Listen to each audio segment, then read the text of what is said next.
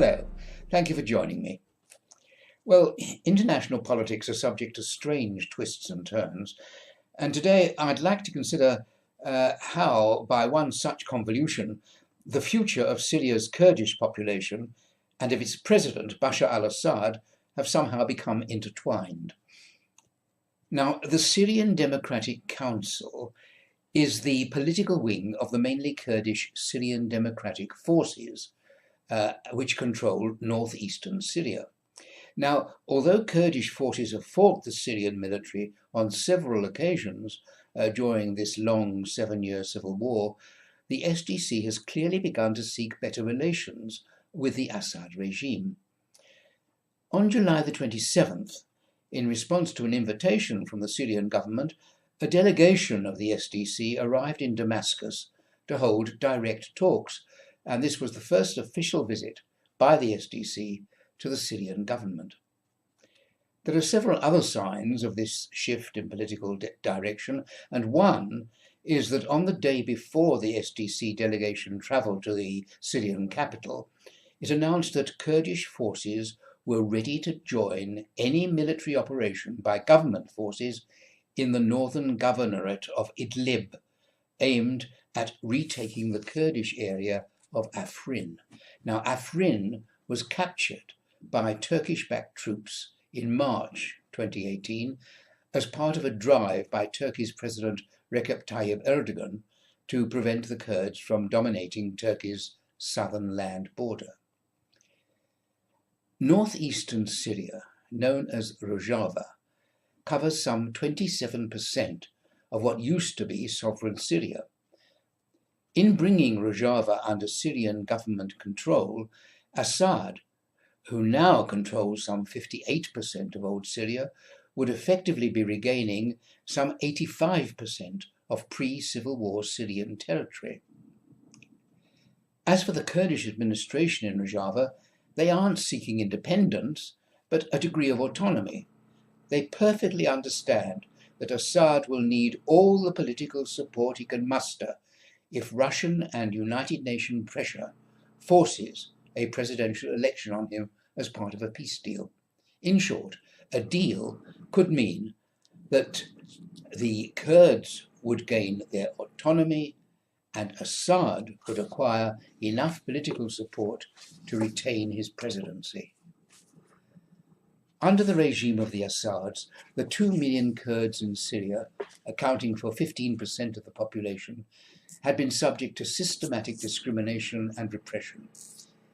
The internal uprising against Assad's regime in 2011 gave them their opportunity. As the civil war inside Syria descended into a maelstrom of separate conflicts, up in the north, the Syrian Kurds were battling and defeating the Islamic State, successfully winning back large areas of Kurd-inhabited territory. Today, the Kurdish-occupied region is ruled under a federal and democratic constitution. And now, although the Syrian government hasn't formally recognized it, Assad has clearly perceived the advantages he could gain from coming to an accommodation with his Kurds. Last September, Walid Muallim, Syria's foreign minister, said that his country was open to the idea of greater powers for the country's Kurds. They want, quote, a form of autonomy within the framework of the borders of the state, unquote, he said. And he then went on, quote, this is negotiable and can be the subject of dialogue, unquote. And it may well be that the SDC delegation to Damascus is the start of that process. This change of tactic on the part of the Syrian government is anathema to Erdogan.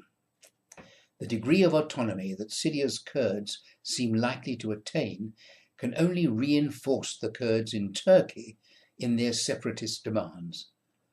This explains Erdogan's incursion in January 2018 into the region around Afrin, and the Kurds' willingness to join with Assad's forces in helping chase Turkish forces out of Syria.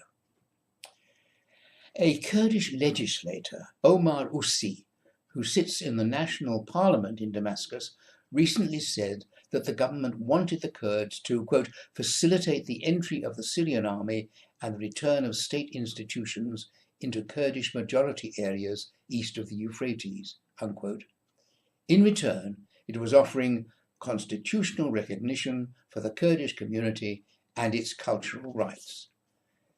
The question is, would this be sufficient to satisfy Kurdish expectations? The Rojava administration has implemented much of the liberal left-wing ideology of its main Kurdish component, known as the YPG, including strict equality for women in all public offices. The Kurdish flag and images of jailed PKK leader Abdullah Öcalan, or Apo, that is uncle, are ubiquitous. But Apo has been confined to the infamous Imrali Island prison by Turkey's Erdogan, Assad's sworn enemy. So with a shared enemy and perceived advantages from cooperation, the outcome of the current negotiations could well be a continued Assad presidency sustained by Kurdish support. Well, thank you for joining me, and do please come again next time. Goodbye.